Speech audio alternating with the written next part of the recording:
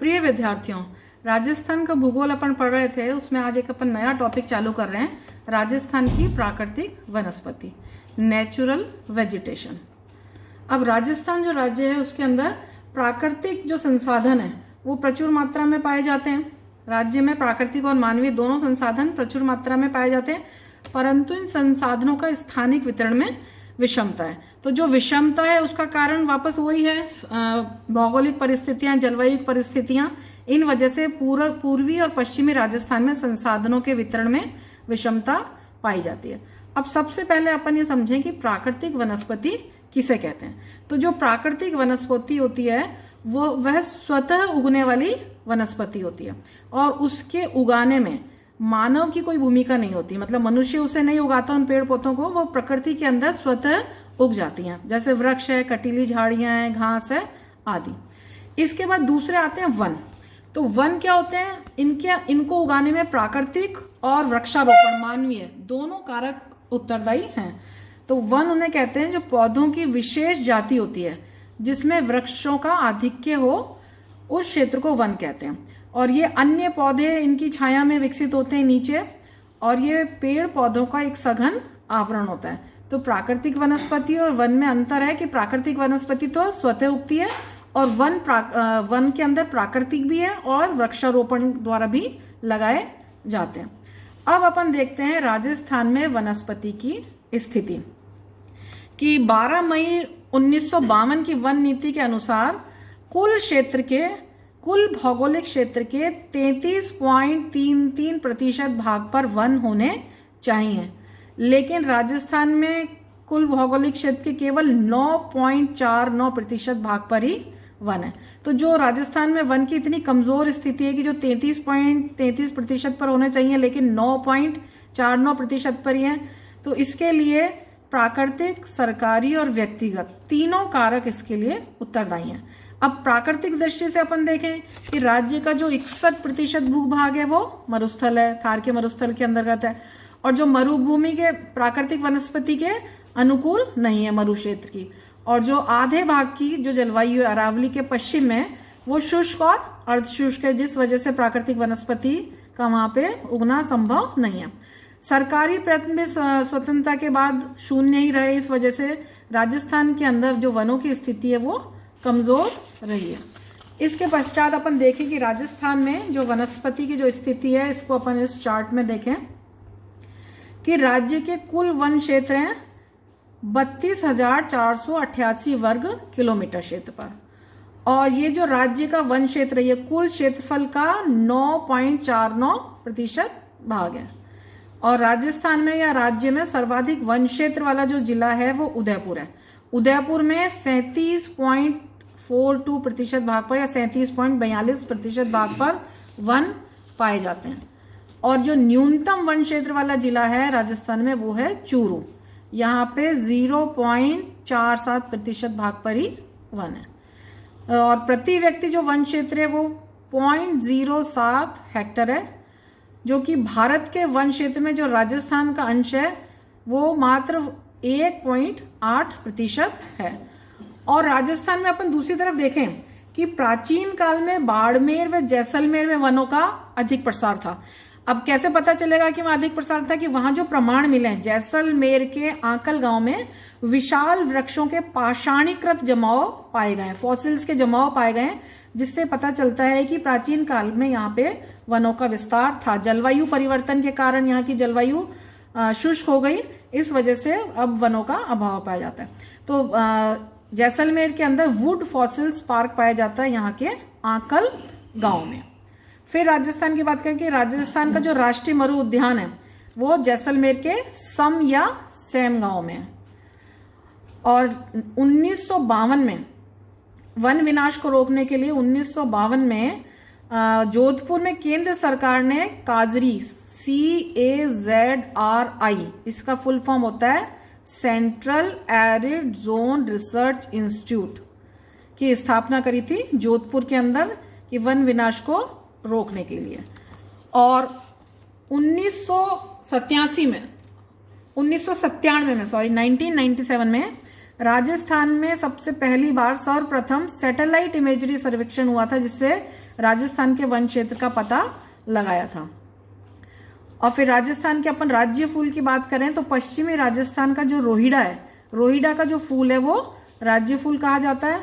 और जोधपुर में खेजड़ली स्थान में विश्व में जो प्रथम है वहां पर वृक्ष मेला लगता है, और कहीं वृक्ष मेला नहीं लगता। यहाँ पे जोधपुर के खेजड़ली स्थान में विश्व में प्रथम है वो, जहाँ पे वृक्ष मेला लगता है।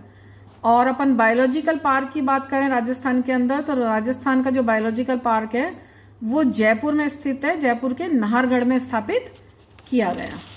इसके बाद अपन राजस्थान के वनों का, अगर राजस्थान में वनस्पति का वर्गीकरण करें तो ये चार्ट आप देखिए कि राजस्थान में जो वनस्पति या वनों का जो वर्गीकरण किया गया है वो पहला किया गया है स्वामित्व के आधार पर। स्वामित्व के आधार पर राजकीय वन, सामुदायिक वन और व्यक्तिगत वन। तो जो राजकीय वन है तो ये वो वन है जो पूर्ण रूपेण सरकारी नियंत्रण के अंतर्गत आते हैं।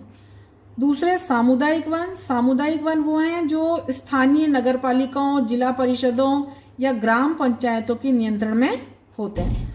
और तीसरे हैं व्यक्तिगत वन। ये जो व्यक्तिगत वन है ये व्यक्तिगत होते हैं और ये अधिकांश भूमि इनकी बंजर है और ये लकड़ी के लिए उपयोगी होते हैं। दूसरा जो विभाजन किया गया है वनस्पति का वो है प्रशासनिक आधार पर। प्रशासनिक आधार पर या यूं कहें कि वैधानिक आधार पर वनों को 3 भागों में बांटा गया है: आरक्षित वन, संरक्षित वन और अवर्गीकृत वन। इनकी मैं आपको डिटेल पढ़ाऊंगी अभी। उससे पहले अपन ये पढ़ लें कि दूसरा है विदोहन के आधार पर या उपयोगिता के आधार पर। उपयोगिता के आधार पर ईंधन प्राप्ति के वन है, फिर इमारती लकड़ी के वन, फूलदार शोभाकारी वन, चारा उत्पादन हेतु घास वृक्ष, फल उत्पादक वन, कुटीर उद्योग हेतु कच्चा माल के वन और औषधीय वन। इसके बाद है पत्तियों के आधार पर वनों का या वनस्पति का विभाजन: छोटी पत्ती वाली झाड़ियां और पतझड़ एवं चौड़ी पत्ती वाली वन। फिर नेक्स्ट है जिसके आधार पर राजस्थान के वनस्पति अपन पढ़ेंगे। भौगोलिक आधार पर जो वनस्पति का विभाजन किया गया है: शुष्क सागवान वन, दूसरा मिश्रित पतझड़ वन, तीसरा आर्द्र उष्ण सदाबहार वन, चौथा नदी तट वाले वन, पांचवा उष्ण कटिबंधीय कांटेदार झाड़ी वाले वन और लास्ट शुष्क वन। अब मैं आपको ये समझाऊं जो प्रशासनिक आधार पर है, ये स्वामित्व के आधार पर अपन ने पढ़ लिया, राजकीय, सामुदायिक और व्यक्तिगत। जो प्रशासनिक आधार पर है ये बहुत इंपॉर्टेंट है, ये बहुत प्रश्न आते हैं कॉम्पिटिटिव एग्जाम में भी: आरक्षित, संरक्षित और अवर्गीकृत। तो इसकी मैं आपको डिटेल पढ़ाऊं। सबसे पहले जो प्रशासनिक या वैधानिक आधार पर वर्गीकरण किया है आरक्षित वन, जिसे कहते हैं रिजर्व फॉरेस्ट। तो जो इसको सुरक्षित वन भी कहते हैं। तो जो ये आरक्षित वन है या रिजर्व फॉरेस्ट है ये पूर्णतः सरकार के नियंत्रण में होते हैं, ये पूरी तरह सरकारी नियंत्रण में होते हैं। इन वृक्षों में लकड़ी काटना और पशुचारण बिल्कुल वर्जित है, यहाँ पे लकड़ी और पशुचारण नहीं किया जा सकता।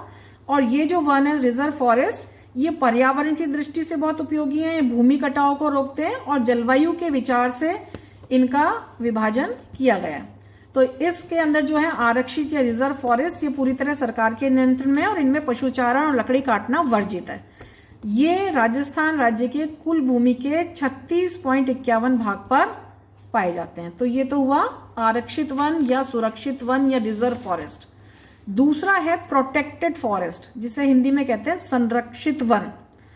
अच्छा, दोनों में फर्क क्या है? ये वनों की देखभाल सरकार करती है, लेकिन यहाँ पे स्थानीय लोगों को लकड़ी और जलाऊ लकड़ी इकट्ठा करने की यहाँ पे सुविधा होती है, मतलब वो इकट्ठा कर सकते हैं।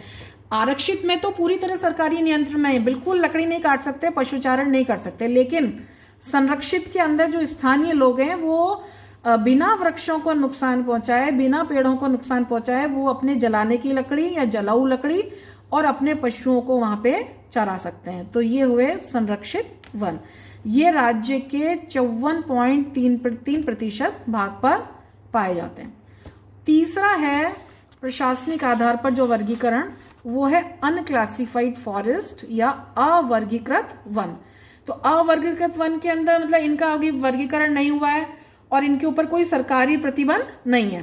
मतलब वृक्ष आराम से काटे जा सकते हैं, पशुओं को यहाँ पे चराने की स्वतंत्रता है। और ये राज्य के 9.16% भाग पर है। तो ये हुआ प्रशासनिक आधार पर वनों का वर्गीकरण, रिजर्व फॉरेस्ट, प्रोटेक्टेड फॉरेस्ट और अनक्लासिफाइड। ये मैं एक बात आपको बता दूं कि अगर आप किताबों में पढ़ें तो इसका इंग्लिश ट्रांसलेशन ही आप देखें, क्योंकि हिंदी के अंदर कहीं आरक्षित को संरक्षित लिखा हुआ है, कहीं संरक्षित को आरक्षित लिखा हुआ है, तो किताबों में ये बहुत मिस्टेक है। तो इसको आप रिजर्व फॉरेस्ट, प्रोटेक्टेड फॉरेस्ट और अनक्लासिफाइड फॉरेस्ट ही पढ़ें। इसके बाद तो ये अपन ने पढ़ लिया स्वामित्व के आधार पर और प्रशासनिक आधार पर। इसके बाद है उपयोगिता के आधार पर या यूं कहें विदोहन के आधार पर।